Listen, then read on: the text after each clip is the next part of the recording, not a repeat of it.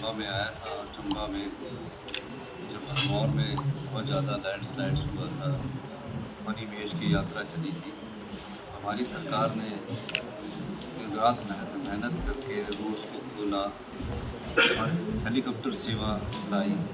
14 दिन तक revenue ministers Bharmour में बैठे रहे और लोगों को जो भी उचित उस समय हो सकता था उन कार्यों को उन्होंने करवाया। इस वर्ष मिंजर मेले में मैं एक दिन पहले ही आ गया। 3 दिन का मेरा चंबा का कार्यक्रम है।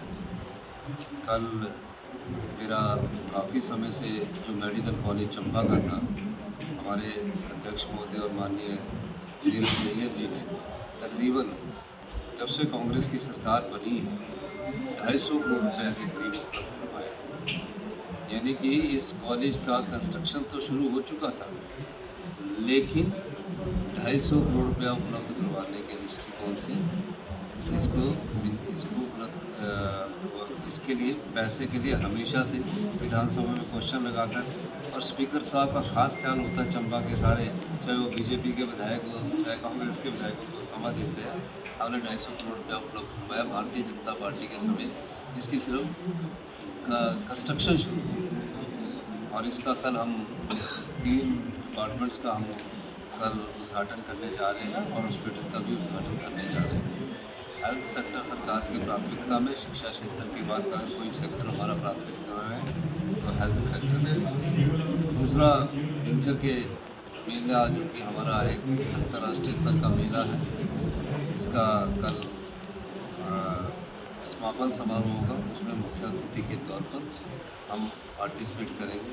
ये मैं कहना चाहता हूँ। जयराम जी ने कोई बयान क्या बयान दिए ये तो मुझे पता नहीं। सर, जयराम जी ने भाजपा के विधायक 50-100 करोड़ की प्रॉपर्टी बना रहे हैं, उसका स्रोत नहीं पता लग रहा है, तो हम तो प्रदेश की संपदा को बचाने के लिए आए हैं। वो चाहे केंद्र सरकार से अपने अधिकारों की लड़ाई लड़नी हो और कुछ लोगों ने सत्ता को और राजनीति को महज अपने धन को दुगना करने के लिए राजनीति में आए।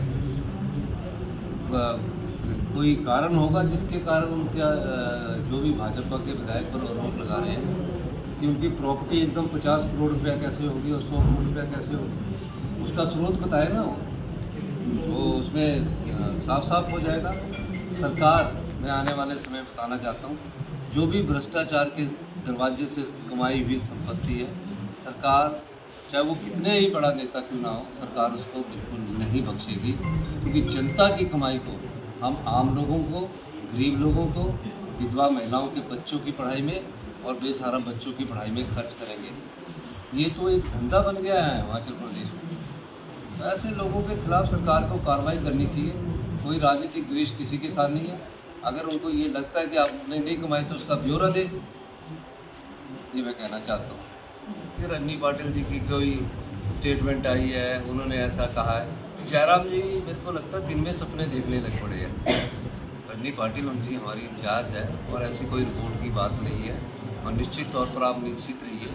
मैंने आपको कई बार कहा है, लंबा समय व्यतीत करने वाला व्यक्ति हूँ, छोटा समय व्यतीत करने वाला व्यक्ति नहीं हूँ। और ये जो सोशल मीडिया में चला होता ना, अगर Bharatiya Janata party social media में चले हुए पर विश्वास करेगी तो इस पार्टी का भगवान ही मालिक है। चंदा चोर पार्टी का कोई मालिक नहीं है, पेपर लीक पार्टी का कोई मालिक नहीं है। तो इसलिए सोशल मीडिया पर ये सोचकर कुछ राजनीतिक लाभ उठाने की कोशिश करते हैं कि जो मैं प्रशासनिक फैसला आम जनता के हित में लूँ वो कमज़ोर पड़ जाए। कि ऐसे अपनी कार्यशैली, मेरी कार्यशैली में क्या कमी है? मेरी कार्यशैली में रजनी पाटिल जी बहुत प्रशंसा करती है, राहुल गांधी जी बहुत प्रशंसा करते हैं। और इस प्रकार की न्यूज़ चली क्यों?